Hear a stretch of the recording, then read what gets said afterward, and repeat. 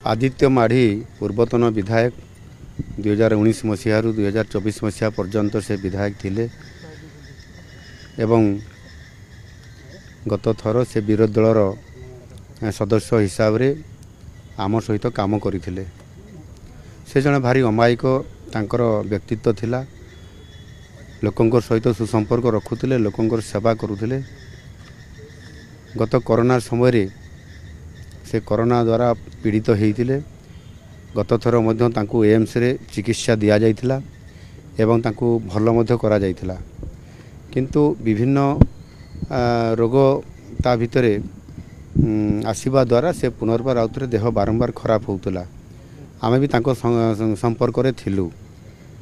हठात आउथरे देह जते बेले बढ़ी गला से एम्स को ताको आनिकी एडमिशन करैथिले एवं चिकित्सा चलिथिबा भितरे तांकर आज दुखद देहांत होइछि।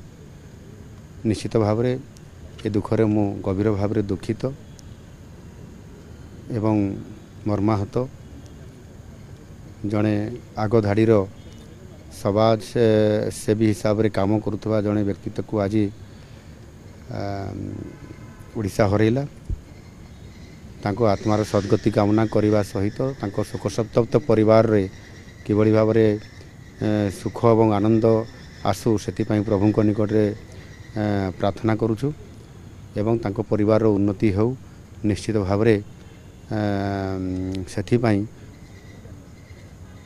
आमे समस्त मिसिक प्रभु निकट